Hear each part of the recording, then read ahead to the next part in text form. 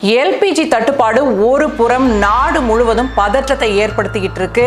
இன்னொரு புறம் பாத்தீங்கன்னா ஒரு வீடியோ ஷேல் கேஸ் அப்படிங்கிற ஒரு முறை மூலமா மிகப்பெரிய அளவுல எல்பிஜி எடுத்து இருப்பில் வச்சிருக்காங்க. நமக்கு எவ்வளவு வேணும்னாலும் அமெரிக்கா கிட்ட வாங்கிக்கலாம். ஆனா அதுல இருக்கக்கூடிய சிக்கல்கள், அமெரிக்காவோட மிகப்பெரிய கப்பல்கள் அதிக அளவில் எல்பிஜியை ஏத்திட்டு வந்தாதான் நம்மால சமாளிக்க முடியும். அப்படி கணக்கு பண்ணி பார்த்தா குறைஞ்சது நார்வே கிட்ட இருக்க எல்பிஜி தரமானதுதான். ஆனா ஏற்கனவே அவங்க வடகடல் வழியா ஐரோப்பாவுக்கு எல்பிஜி சப்ளை பண்ணிக்கிட்டு இருக்காங்க.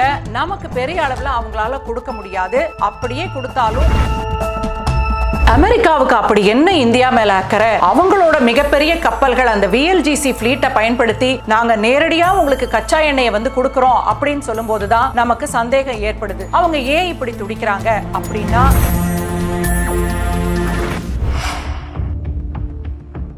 எல்பிஜி தட்டுப்பாடு ஒரு புறம் நாடு முழுவதும் பதற்றத்தை ஏற்படுத்திக்கிட்டு இருக்கு.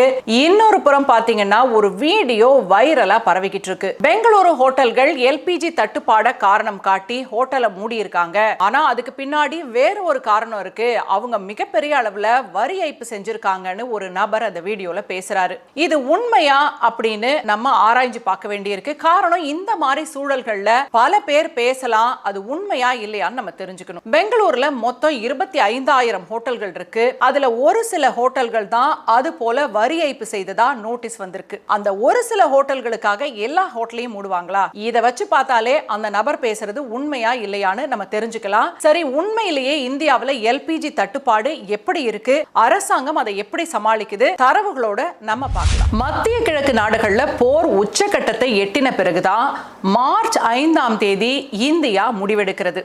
அதாவது எசென்ஷியல் கமாடிட்டிஸ் ஆக்ட் படி வணிக பயன்பாடுகளுக்கு எல்பிஜி கொடுக்க முடியாது, வீட்டு உபயோகத்திற்கான எல்பிஜிக்கு தான் முன்னுரிமை அளிக்கப்படும் அப்படின்ற முடிவை எடுக்கிறாங்க. மார்ச் 5ஆம் தேதி அரசாங்கம் இன்னொரு முக்கிய முடிவை எடுத்திருக்கிறாங்க. பெட்ரோலியம் மற்றும் இயற்கை எரிவாயு அமைச்சகம் எல்லா எண்ணெய் சுத்திகரிப்பு நிலையங்களுக்கும் அவசரமான உத்தரவு ஒண்ணு அனுப்பி இருக்காங்க. எல்பிஜி தயாரிக்க பயன்படுற பியூட்டேன் மற்றும் புரோப்பேன் கலவைகளை வேறு எந்த விதத்திலும் பயன்படுத்த கூடாது, இப்போதைக்கு சமையல் எரிவாயு சிலிண்டர்கள் தான் முக்கியம் அப்படின்னு உத்தரவு போட்டதால 10% அளவுக்கு சிலிண்டர் உற்பத்தி உள்நாட்டுல அதிகரிச்சிருக்கு. உள்நாட்டுல 10% உற்பத்தி அதிகரிச்சா போதுமா? நம்ம கிட்டத்தட்ட 50% இறக்குமதிக்காக வளைகுடா நாடுகளை தானே நம்பிக்கிட்டு இருந்தோம். சவுதி, கத்தார், ஈரான் போன்ற நாடுகள் எல்லாம் நமக்கு எரிவாயுவை கொடுக்காவிட்டால் என்ன ஆகிறது அப்படின்ற கவலை உங்களுக்கு இருக்கலாம். அரசாங்கம் அதுக்காக வேற ஒரு முடிவு எடுத்திருக்காங்க. அமெரிக்கா மற்றும் நார்வே நாடுகள் கிட்ட இருந்து எல்பிஜியை வாங்குறதுக்கு முடிவு பண்ணிருக்காங்க. அங்கதான் இருக்கு விஷயம். இதுக்குள்ளேயும் ஒரு அரசியல் இருக்கு. அமெரிக்கா கிட்ட தான் எல்பிஜி மிகப்பெரிய அளவுல கையிருப்புல இருக்குது. அவங்க ஷேல் கேஸ் அப்படிங்கிற ஒரு முறை மூலமா மிகப்பெரிய அளவுல எல்பிஜி எடுத்து இருப்பில் வச்சிருக்காங்க. நமக்கு எவ்வளவு வேணும்னாலும் அமெரிக்கா கிட்ட வாங்கிக்கலாம். ஆனா அதுல இருக்கக்கூடிய சிக்கல்கள் என்ன?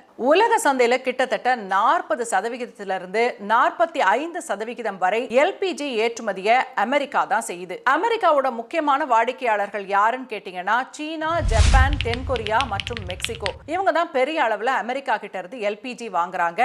இப்போ இந்தியாவும் வேற வழி இல்லாம பக்கத்துல இருக்க வளைகுடா நாடுகள் கிட்ட வாங்க முடியாம ரொம்ப தூரத்துல இருக்க அமெரிக்கா கிட்ட வாங்க போகுது. சென்ற ஆண்டு நவம்பர் மாதத்திலேயே இந்தியா அமெரிக்கா கிட்ட ஒரு ஒப்பந்தத்துல கையெழுத்து போட்டிருக்காங்க. 2026ஆம் ஆண்டுக்காக ஏற்கனவே அமெரிக்கா கிட்ட இருந்து ஆண்டுக்கு 2.2 மில்லியன் டன் எல்பிஜி வாங்குறத திட்டமிட்டுட்டாங்க. ஆனா இப்ப இருக்கக்கூடிய இந்த போர் சூழல்ல நம்ம இன்னும் அதிகமா அமெரிக்காவை தான் நம்ப வேண்டி இருக்கு. பாதுகாப்பு, எரிசக்தி, தொழில்நுட்பம், விண்வெளின்னு முக்கியமான விஷயங்கள்ல எல்லாம் நாம பெரிய அளவுல அமெரிக்காவை சார்ந்திருக்கிறது நல்லதா? இது என்ன மாதிரியான ஒரு சூழ்நிலையை நமக்கு காட்டுது? அமெரிக்கா இந்தியாவுக்கு தவிர்க்க முடியாத நண்பனா, இல்ல தவிர்க்க முடியாத முதலாளி? அதையெல்லாம் தாண்டி இப்படி நம்ம அமெரிக்காவை சார்ந்து இருக்கிறதுனால அமெரிக்கா எது சொன்னாலும் இந்தியா தலையாட்டணும்ன்ற ஒரு நிலைமை வருது இல்லையா? மக்களை பொறுத்த வரைக்கும் என்ன, எப்படியாவது எல்பிஜி சிலிண்டர் கிடைச்சா போதும், இல்லைன்னா வீட்டு நிலைமையை சமாளிக்க முடியாது அப்படிங்கிறது தான். ஒரு புறம் 5 மாநில தேர்தல்கள் வருது. அதனால அரசாங்கத்தை பொறுத்த வரைக்கும் உடனடியா செயல்படணும். சரி, அமெரிக்கா கிட்ட எல்பிஜியை வாங்குறதுல என்ன சிரமங்கள் இருக்கு, அரசாங்கம் தான் எப்படியும் வாங்கிடுவாங்களேன்னு கேட்டீங்கன்னா அதுக்கு உள்ளுக்குள்ள நிறைய சிக்கல்கள் இருக்கு. எண்ணெய் எரிவாயு கப்பல்கள்லாம் மத்திய கிழக்கு நாடுகள்ல இருந்து இந்தியா வரணும்னா 3ல இருந்து 5 நாட்கள் போதும். ஆனா அமெரிக்காவில இருந்து கேப் ஆஃப் குட் ஹோப் வழியா ஆப்பிரிக்காவை சுத்திக்கிட்டு வரணும். நன்னம்பிக்கை முனைன்னு சொல்லுவோம் இல்லையா, அதை சுத்திக்கிட்டு வர்றதுக்கு 25ல இருந்து 35 நாட்கள் ஆகும். அமெரிக்க கப்பல்களை பொறுத்த வரைக்கும் ஒரு அட்வான்டேஜ் இருக்கு. அதாவது ஒரே சமயத்துல அவங்களால 45,000 மெட்ரிக் டன்ல இருந்து 50,000 மெட்ரிக் டன் எல்பிஜி வரைக்கும் ஏத்திட்டு வர முடியும். இந்தியாவோட ஒரு நாள் எல்பிஜி தேவை என்னன்னு பாத்தீங்கன்னா 85,000 மெட்ரிக் டன். அப்படி பார்த்தா அமெரிக்காவில இருந்து தினமும் 2 கப்பல்களாவது வரணும். அது சாத்தியமா? சரி, அது மாதிரி பெரிய கப்பலுக்கு எங்க போறது அப்படின்னு கேட்டீங்கன்னா, இந்தியா கிட்ட இப்போதைக்கு பெரிய எல்பிஜி ஏற்றி வரக்கூடிய கப்பல்கள், வெரி லார்ஜ் கேஸ் கேரியர்ஸ், விஎல்ஜிசின்னு சொல்லுவாங்க, அது தேவையான அளவுக்கு இல்ல. நம்ம ஷிப்பிங் கார்ப்பரேஷன் ஆஃப் இந்தியாவுக்கு சொந்தமா மொத்தம் 5 கப்பல்கள் தான் இருக்கு. இதனால பெரும்பாலும் நம்ம சார்ட்டர் செய்யப்பட்ட, அதாவது வாடகைக்கு எடுக்கப்பட்ட சர்வதேச கப்பல்களை தான் நம்பி இருக்கோம். இப்போதைக்கு நமக்கு தேவை 18 கப்பல்கள் தான். அதை வச்சே நம்ம இந்தியாவோட தேவையை சமாளிச்சிடலாம். சரி, அதுதான் எப்படியும் நம்ம கிட்ட 18 கப்பல் இருக்குல்ல, அதை வச்சு நிலைமையை சமாளிச்சுக்கலாம் அப்படின்னு நிறைய பேர் நினைக்கலாம். அதுக்குள்ள என்ன சிக்கல் இருக்குன்னு நம்ம பார்க்கணும். இப்போதைக்கு சில எல்பிஜி கப்பல்கள் பாத்தீங்கன்னா அந்த ஹார்மோஸ் நீர்ச்சந்தி மூடப்பட்டதனால நடுக்கடல்லையே ஆங்காங்கே நின்றுகிட்டு இருக்கு. ஆனா வளைகுடா நாடுகளை பொறுத்த வரைக்கும் நமக்கு இருக்கக்கூடிய அட்வான்டேஜ் என்னன்னா 3ல இருந்து 5 நாட்கள் தான் அப்படின்றதுனால நம்ம கப்பல்கள் போக வர அப்படின்னு அந்த 18 கப்பல்களை வச்சு சமாளிச்சுக்கலாம். ஆனா அமெரிக்காவுக்கு போயிட்டு வர்றதுன்னா ஒரு கப்பல் 60ல இருந்து 70 நாள் எடுத்துக்கும். அப்படி பாத்தீங்கன்னா அந்த 18 கப்பல்களை வச்சு நம்மால் சமாளிக்க முடியாது. அது மட்டும் இல்ல, அவ்வளவு தூரம் அப்படிங்கிறதுனால அமெரிக்காவோட மிகப்பெரிய கப்பல்கள் அதிக அளவில் எல்பிஜி ஏத்திட்டு வந்தாதான் நம்மால சமாளிக்க முடியும். அப்படி கணக்கு பண்ணி பார்த்தா குறைஞ்சது 50 விஎல்ஜிசியாவது வேணும். நம்ம கிட்ட இல்ல. அதனால இதுக்கும் நம்ம அமெரிக்காவை தான் நம்ப வேண்டி இருக்கு. இதையெல்லாம் வச்சு பார்க்கும்போது அமெரிக்காவோட பலம் வெறுமனே எரிசக்தி வளத்துல மட்டும் இல்ல, அதை உலகத்துக்கு கொண்டு போய் சேர்க்கக்கூடிய பிரம்மாண்டமான கப்பல் படையிலையும் இருக்கு. இதனாலதான் மத்திய கிழக்கு நாடுகள்ல போர் வந்தா இந்தியா போன்ற நாடுகள் வேற வழி இல்லாம அமெரிக்காவோட வாசலை தட்ட வேண்டி இருக்கு.